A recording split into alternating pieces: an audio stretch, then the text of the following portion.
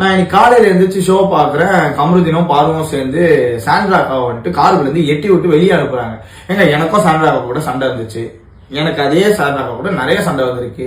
நான் என்ன அவங்க அடிச்சனா இல்ல தட்டி விட்டனா இல்ல என்ன பண்ணனா? ஏங்க இட்ஸ் எ கேம். அது என்ன இட்ஸ் எ கேம். கேமா பார்த்தா அவங்க காம்படிட்டிவா ஒன்று பண்றாங்க. காம்படிட்டிவா நீ ஒண்ணு கொடு.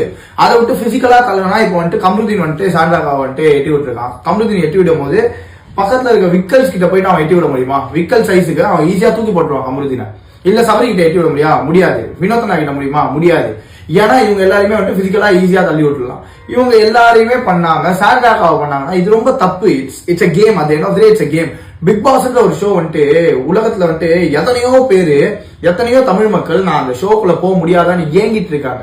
அப்படி ஏங்கும் போது ஒரு 24 பேர் உள்ள அமைச்சிருக்காங்கன்னா அந்த 24 பேர் மக்களை மகிழ்விக்கிறது மட்டும்தான் நம்ம வேலை. சரியா? மக்களை மகிழ்விக்கிறது மட்டும்தான் பண்ணணும். அதை விட்டு உன் வன்மத்தை வந்து உள்ள காட்டுறது, நீ இப்படிதான் காமிச்சு சண்டை போறது, கத்துறது, இதெல்லாம் பண்றதெல்லாம் பண்ணினே இருந்தீங்கன்னா இது கேம் கிடையாதுங்க. இது கேமே கிடையாது. இது வந்துட்டு ஒரு it's called as a cheap popularity.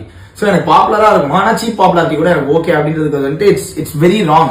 So நீங்க அதை எல்லாத்தையுமே பார்த்து பண்ணணும். எனக்கு வந்துட்டு நேற்று வினோத் அண்ணா வந்துட்டு பேசியிருக்கும் போது சொல்லிப்பாருன்னு நினைக்கிறேன்.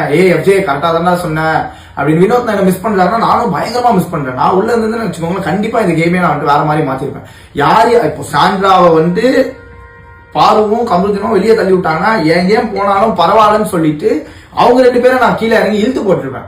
சபரி வினோத்னா இவங்க எல்லாம் சாண்ட்ராவை கூட்டு போற டைம்ல நானும் கீழே இறங்கி அவங்க 2 பேரும் இழுத்து போட்டுருவேன். என்ன கேம் ஆடிக்கலாம். ஏன்னா கேமா ஆடாம நீங்க வந்து பிசிக்கலா போய் சண்டை போறீங்கன்னா அப்போ சண்டை போட நானும் ரெடிங்க. எனக்கும் தெரியும், உனக்கும் தெரியும், எனக்கும் தெரியும், எல்லாருக்குமே சண்டை போட தெரியும். But this is not a place to fight.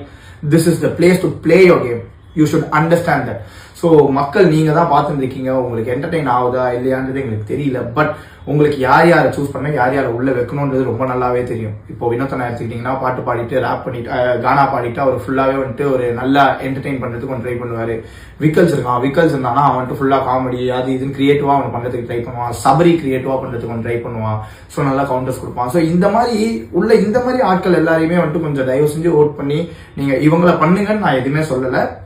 உங்களுக்கு தெரியும், என்னை விட நல்லாவே உங்களுக்கு தெரியும் யாரை பண்ணணும், யாரை வைக்கணும், யாரை வைக்கக்கூடாதுன்னு. ஸோ அதை மட்டும் கொஞ்சம் கரெக்டாக பார்த்து இதுக்கப்புறம் தயவு செஞ்சு நீங்கள் வந்துட்டு கரெக்டான ஆட்களை உள்ள வச்சு சப்போர்ட் பண்ணுவீங்கன்னு நான் வந்துட்டு நம்புகிறேன்.